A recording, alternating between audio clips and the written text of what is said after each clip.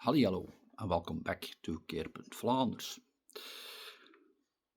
I am responding to what is going on in the UK with the crisis about the taxation of farmers in the UK.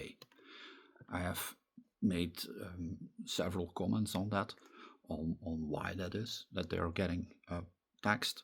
Because what I noticed in the general European Union, just about everywhere, that every country in the European Union is doing something similar, whether it is through taxation or certain laws like nitrogen laws, like in Holland and Belgium, for example. Each country does their own stuff. And we have never seen that in the last 20 years. It is something that is coming up more recently. Why do I think there is a big change going on in Europe in general? Is very simple. I believe that there are very rich and powerful people. Amongst them are many actors and actresses, and many people in the arts, but also many rich politicians and stuff, and people like that. And they don't like it when people like us have decent lives. Because they're starting to believe that if we all have decent lives, if we all can live in a decent house, have a decent job and earn decent money, and we can have food on the table and go on holiday once or twice a year and stuff like that, they're starting to think maybe, just maybe, there are not enough resources on the planet to do that, to feed the 8 billion people that we have currently. And we are even going to 9 billion people. And that's why you see these very, very rich and powerful people, they are also building these bunkers. You can find it on YouTube, many videos of companies that are building bunkers for the rich and famous, for the politicians and stuff. They're not building them for us. They're not building them for the general population. They're actually, so these people that are in power, especially the politicians, who are their friends? Well, those are the rich and famous. They're not friends with the local farmer. They're not friends with the local grocery store owner. They're not friends with the factory worker. They're friends with the rich and famous. It's that simple. And these rich and famous, they tell their concerns to these politicians. And these politicians, in turn, they're also rich. So they're getting to think like, maybe, what if there isn't enough food? What if there isn't enough stuff for all of us? We should start regulating this. We should start making sure that we, at the top of the food chain, have enough food, have enough resources. We don't care about the little man. We don't care if he starves or not. And in order to do so, what do we see now the last 5 or 10 years? On a political level, they're starting to regulate the intake of what we can do for everything. For example, the European Union wants to control food intake by 2035. So we are going to eat 50% less meat in less than 10 years, or just over something like 10 years. We're supposed to eat 50% less meat. Now, some of you might think that's a good thing because not all meat is good, and too much meat is certainly not good, but that's pretty much for anything. If you use alcohol, too much alcohol ain't good. A little bit of alcohol, that's not bad, so you can enjoy your life. Food is the same thing. Meat is the same thing. Too much of a thing of something isn't good. That's normal. But now you have the government who is going to tell you from birth on, from the moment that you come into this world, they're going to tell you what to do, what to eat, what you can buy, what you can't buy, and how to live. And it all has to do with the planet. They are using the excuse of climate change because we, the people, are changing the climate. So they're making us feel guilty. How do they do that? Well, you see it in, for example, packaging. Here in Belgium and in many parts of Europe, we have these packages and they're labeled. They have a color from green to yellow to red. And the green, that's the A, B, C's, those are the good things. That's what they recommend. Now, these are the hereditous foods most of the time. The good stuff, like for example meat, that's never green, even though it comes from a cow that is grazing, that is eating grass, but it's never green. Apparently, a cow is bad, a pig is bad in this world that I'm living in. So when you look back at like my childhood, the most healthy people that went up to become 90 years old and older, those were the farmers. Those were the farmers' kids. They got the oldest ages because they ate the meat from the farm. They drank the milk from the cows. You can't even buy milk these days without its being processed. It's so weird that you cannot go up to a farmer these days and ask for 5 liters of milk, for example. You simply can't. They can't sell it to you. That would be an infraction. If they get caught, that would mean they have to be fined, they'll be taxed, and they'll have all sorts of problems because they gave you milk coming directly from the cow. It has to be what they call it, pasteurized these days, I think. But that's the funny thing. 50 or 100 years ago, we didn't pasteurize milk. We didn't industrialize these things. We ate it when it came from the ground. If you see now around you, everything has to be perfect in the grocery store. An apple has to look round and green or red and stuff like that. There are norms for it. These are all imposed by governments. And that is to make you change. That is to make you buy stuff in these things.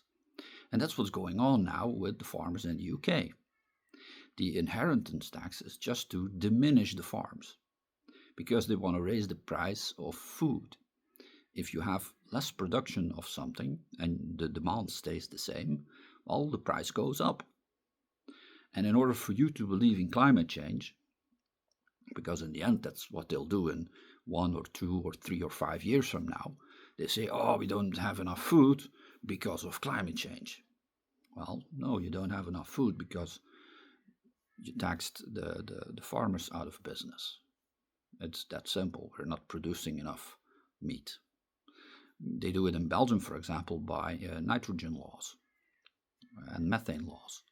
If farmers produce too much nitrogen or methane, well, they have to stop producing, period. They are regulated in how many cows they can keep, how many pigs they can keep, stuff like that. So the scales of production and demand are no longer in balance because the government is telling the farms they should produce less, which drives up the prices in the supermarket. And that's the whole idea behind it. That's why they do it.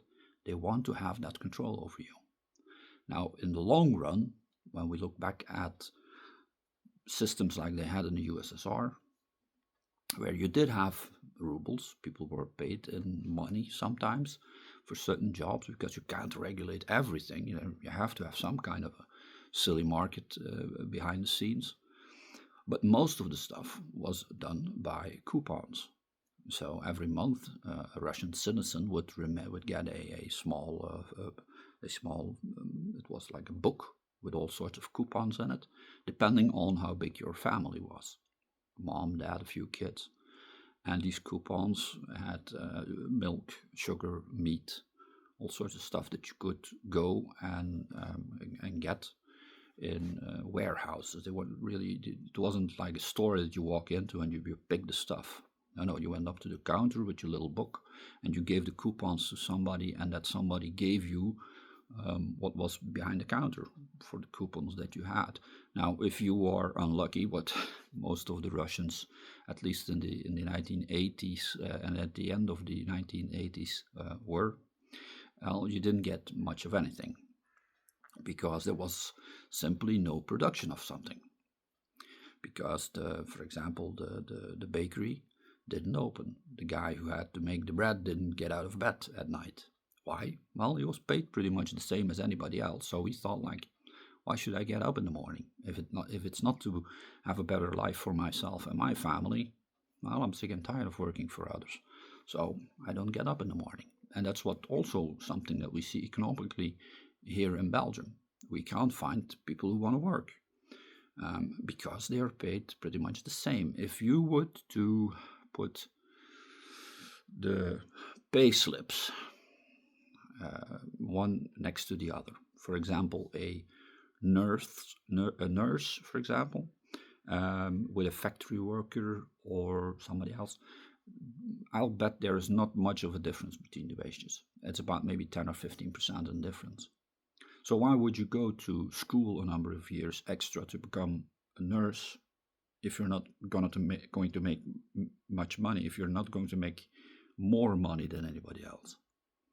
And it's pretty much the same for a lot of occupations, in which we now discover that, well, they're all paid the same. So now people are starting to wonder, especially my generation and the generation becoming after me, the younger people, are seeing through this. They're noticing it. They say, like, well, that's not fair. Why should I get out of bed every morning for the same as anybody else?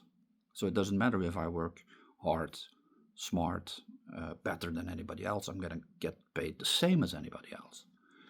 And that's what they want, the equality stuff. That's what they're trying to sell everybody, is the equality stuff. But the problem is, it doesn't work that way. People are motivated when they get more stuff, when they get more things done. That's their appreciation. That's for them. Like, some people like bigger cars, so they go out and work very hard to buy a bigger car. Well, that's a big no-no. They don't like it. The government doesn't like it. You understand? Because you have to be equal.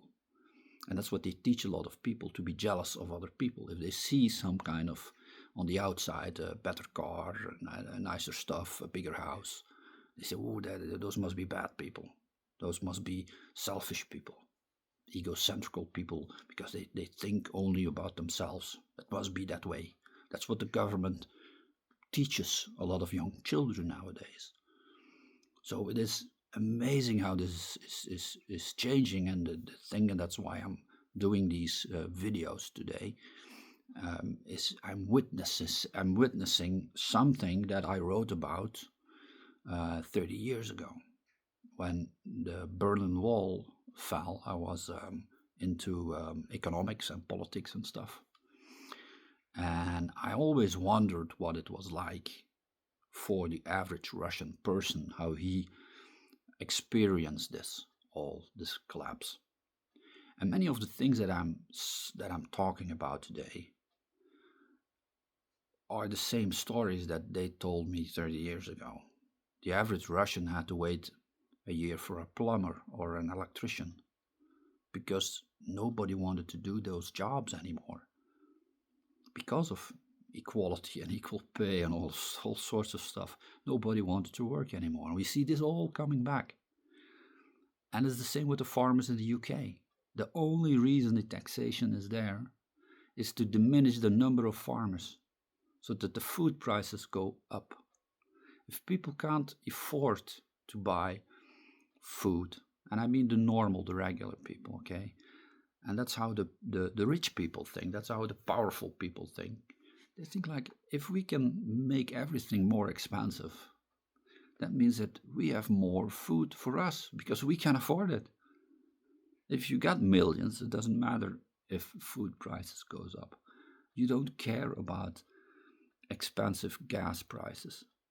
You don't care about fuel prices going up because you got these millions. The only ones who care are people like me. We can't survive. It's that simple. We have to work our butts off just to have some kind of a decent life.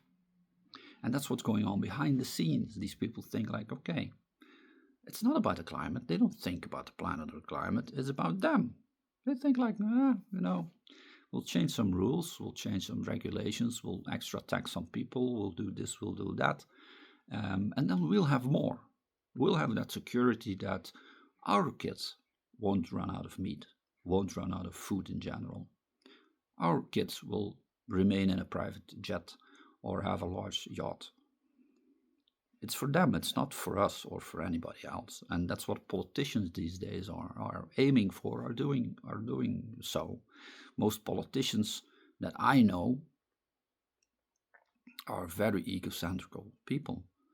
They think that they have the right to change the world. It's that simple. So, to my friends in the UK, I would say stay resilient. Stay resilient. Push back, because it's the only thing that you can do for the moment is to push back against these systems. And if you get the opportunity to protest, go out and protest. And that's pretty much anything that you can do at this point. But don't give up your little garden in the back of your house, for example. Those few tomatoes that you're growing, even if it is a hobby, they might come in handy someday when you no longer can afford tomatoes, for example. And that's the path that I think that we're going in this world, in this European Union, or even the UK. That's about it for me. I hope you enjoyed this little talk, and I hope to see some people in the comments talking about this. What are your experience, especially people from the UK, people who can tell me how the price of meat and vegetables has gone up over time, for example. That would be very interesting to see. And then even compare it when certain laws came out, for example. Try to make the comparison. If certain laws are voted and went into power, how did the prices go up from that point, for example? You can find it out, you can do the research, and then you know if people like me are right or not. Is it conspiracy, or am I just talking facts? Thanks for listening, and I hope to see you very soon. Bye.